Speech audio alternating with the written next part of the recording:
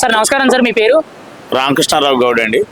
Sir, Tirumala కల్తీ నెయ్యి వ్యవహారం మీద రీసెంట్ గా సిబిఐ అనేది ఒక ఫైనల్ రిపోర్ట్ రిలీజ్ చేసింది. గత 5 ఏళ్ళు కూడా అసలు నెయ్యి అనేది సప్లై చేయలేదు. డాల్డాలో కెమికల్ కలిపి లక్షల కేజీల నెయ్యి అనేది తిరుమలకు సప్లై చేశారు. ఇది ఒక పెద్ద భారీ కుంభకోణం అని చెప్పి మాట్లాడుతున్నారు. మీరేమంటారు సార్ దాని మీద? మీ అభిప్రాయం ఏంటి? ఇది ఒక భారీ కుంభకోణమే కాకుండా హిందువుల యొక్క మనోభావాలని, ఆ పెద్ద తిరుపతి శ్రీ వెంకటేశ్వర స్వామి వారి మీద ఉన్న విశ్వాసాన్ని, కంప్లీట్గా హిందువుల యొక్క వారి యొక్క భక్తి విశ్వాసాలని మీద ఒక గొడ్డలితో నరికినట్టు, వివేకానంద గారిని గొడ్డలతో నరికినట్టు హిందువుల యొక్క మనోభావాలని గొడ్డలతో నరకడం జరిగింది ఈ వైసీపీ ప్రభుత్వం. గతంలో 5 ఏళ్లలో ఎప్పుడైనా మీరు తిరుమల వెళ్ళారా సార్? వెళ్ళాం. ఎలా ఉంది సార్ అప్పుడు మేనేజ్మెంట్ కానీ, ఫుడ్ క్వాలిటీ కానీ, ముఖ్యంగా అన్నప్రసాదాలు కానీ ఎలా ఉన్నాయి? ఏది గతంలో అంటే వైసీపీ ప్రభుత్వ హయాంలో మరి అది లడ్డు సైజ్ తగ్గించడం జరిగింది, లడ్డు టేస్ట్ తగ్గడం జరిగింది. కానీ ఏంటి గతంలో ఎలా వచ్చాము, గతంలో మరి వచ్చినప్పటికీ మరి ఇప్పటికి ఎంత తేడా ఏంటి అనేది అనుకున్నాం. కానీ మరి ఎంత తీవ్రమైన స్థాయిలో కల్తీ అంటే, స్వామివారి ప్రసాదం అంటే ఎంతో పవిత్రంగా ఆవు నెయ్యితో, మరి ఒక కలకందతో, మరి ఇంకా దానిలో విశిష్టమైన భాగాలను వేసి కలుపుతారు, లడ్డు తయారు చేస్తారు.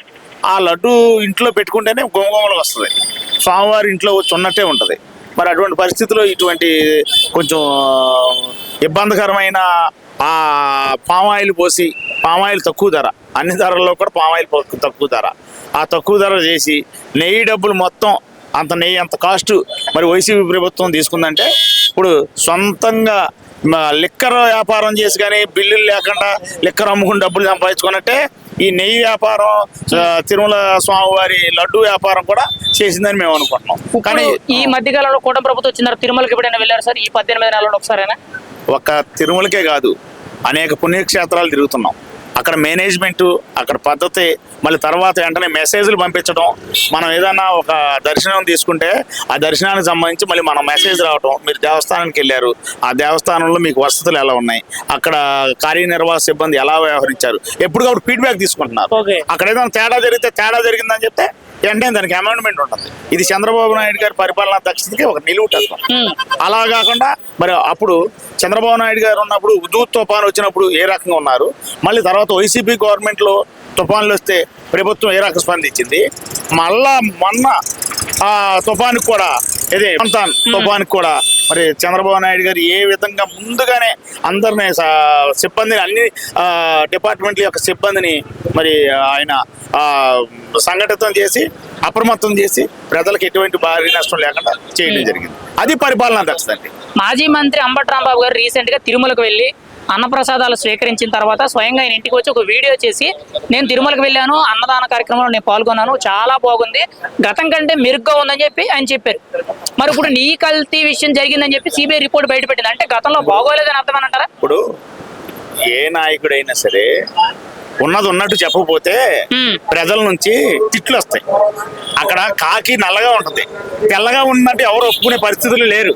ఇది పబ్లిక్, సోషల్ మీడియా వచ్చింది, అన్ని రకాల విజ్ఞతలు ప్రజలకు అందుతున్నాయి, అన్ని రకాల పరిజ్ఞానంతో ప్రతి మనిషి అడిగేస్తున్నాడు.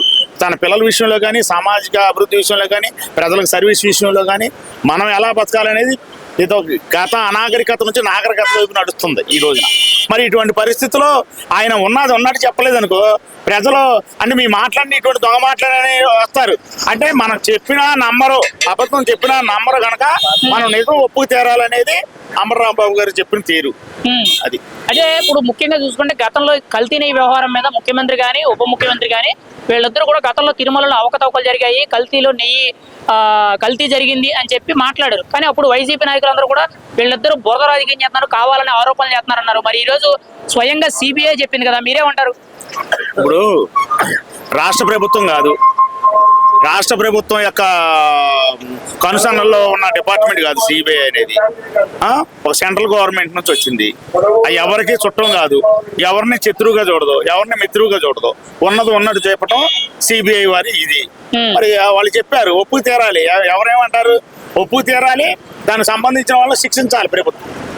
అయితే సిబిఐ రిపోర్ట్ లో కూడా నెయ్యి మొత్తం అసలు నెయ్యి వ్యవహారమే లేదు, డాల్డాలో కెమికల్ కలిపి ఇలా చేశారు కదా, ఇది 240 కోట్ల స్కామ్, ఇందులో ప్రభుత్వ పెద్దల ఇన్వాల్వ్మెంట్ కూడా ఉంది అని చెప్పి మాట్లాడుతున్నారు. అవునండి. మరి వీళ్ళు అరెస్ట్ అవుతారా? మీకు ఒకటే గుర్తు, ఈ కల్తీ నెయ్యి వ్యవహారంలో ప్రభుత్వ పెద్దల వ్యవహారం లేకుండా వాళ్ళకి వాటాలు వెళ్లకుండా ఏ చిన్న ఉద్యోగం, ఒక పెద్ద ఉద్యోగం, దానికి సంబంధించిన ఒక ఉద్యోగం, ఒక పరిపాలన కార్యనిర్వాహక కార్యదర్శి ఎవరో చేసే సెక్రటరీ చేసేది కాదు ఇది. ప్రభుత్వాలు వైసీపీ పెద్దల ప్రభుత్వ పర్యవేక్షణలో వాళ్ళ యొక్క కనుసన్నలతో వాళ్ళ యొక్క ఆదేశాల ద్వారా జరిగిన కుట్ర, ఇది హిందూ మతం మీద కుట్ర. అది జగన్మోహన్ రెడ్డి గారు శ్రీ వెంకటేశ్వర స్వామితో ఆడుకుంటే పాపాలు తగులుతాయి, దేవుడితో ఆటలాడకూడదు చంద్రబాబు అని చెప్పి చంద్రబాబు గారి మీద ఆరోపణలు చేశారు.